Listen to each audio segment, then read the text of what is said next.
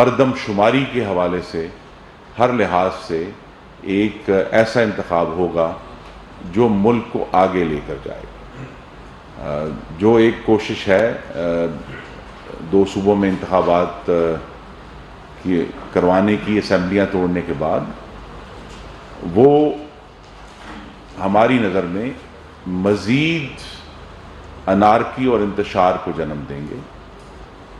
اسی لیے جو آئین کے مختلف حصے ہیں ان سب کو پڑھنا ضروری ہے۔ آئین یہ کہتا ہے کہ ہمیں چاروں صوبوں کو ساتھ لے کر چلنا ہے۔ آئین یہ کہتا ہے کہ نئی مردم شماری جس پر سب صوبوں کا اتفاق ہو، اس کی بنیاد پر پھر حلقہ بندیاں ہوں صوبائی اور قومی اسمبلیوں کی، اور اس کی بنیاد پر ہی انتخابات ہوں۔ اب اس میں ہمارے سامنے مختلف عدالتوں کے فیصلے موجود ہیں۔ ایک فیصلہ جس کے اوپر جو اس وقت موضوع بحث ہے وہ یہی ہے کہ سپریم کورٹ نے جو فیصلہ ایشو کیا پچھلے ایک ہفتہ پہلے، کہ وہ 4-3 کا فیصلہ ہے ہماری نظر میں۔ یہ بات ہم نے پہلے بھی کی تھی، پھر اس کا اعادہ کیا ہے، لیکن اب اس کے فیصلے کے بعد سے جو 4 فاضل جج صاحبان کے باقاعدہ فیصلے، یعنی جج سے یعنی بینچ سے آبزرویشنز نہیں آئیں یا گفتگو نہیں کی، کوئی سوال نہیں ہے، باقاعدہ طور پر ان کے دستخط شدہ فیصلے ہمارے پاس بلیک اینڈ وائٹ میں موجود ہیں، جس پہ انہوں نے واضح طور پر کہا ہے کہ وہ سو موٹو از خود نوٹس کے اختیار کو انہوں نے غلط قرار دیا اس کیس میں، اور کہا کہ یہ کیس جو ہے یہ 4-3 سے اس کا فیصلہ ہو چکا ہے کہ اس کو مسترد کیا گیا۔ اور اس کے بعد سے پھر ایک کنٹروورسی نے جنم لیا ہوا ہے، اور ان جج صاحبان نے صرف یہ نہیں کہا کہ یہ فیصلہ 4-3 کا تھا، انہوں نے اپنی جو جوڈیشل جو ان کی مہارت ہے، قانون کی مہارت ہے، اس کو استعمال کرتے ہوئے بڑے کی الفاظ استعمال کیے ہیں۔ جسٹس منصور علی شاہ نے ایک سامراجی سپریم کورٹ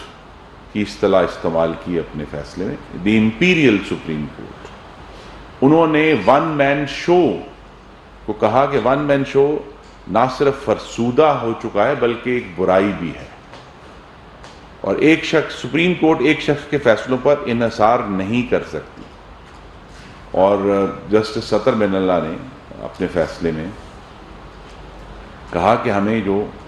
کالی قبائیں پہنے سیاستدان قبول نہیں ہیں، پولیٹیشنز ان روبس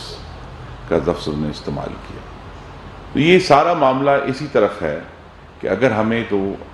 پاکستان کو سٹیبلائز کر کے اس موسم جو ہمارا موسم خزاں میں اکتوبر میں جو الیکشن ہونا ہے، وہ انشاءاللہ چاروں صوبوں میں اور وفاق میں، چاروں صوبوں میں نگران حکومتوں کی موجودگی میں وہ انتخاب ہوگا، تبھی اس کی شفافیت اور صحیح معنوں میں پاکستان کے عوام کی رائے کا جو اظہار ہے، جو ہماری نظر میں پاکستان کے لیے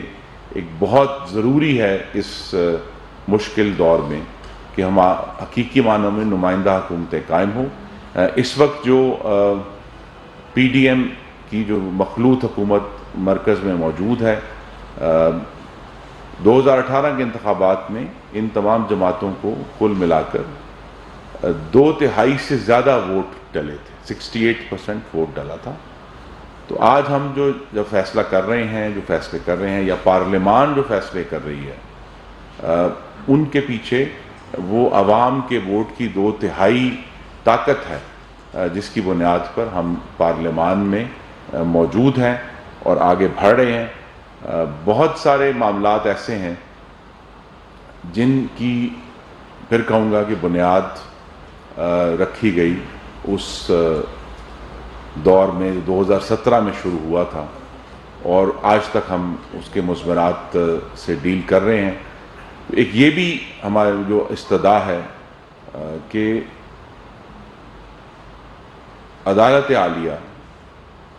اپنے معاملات کو بھی اسی شفافیت سے چلائے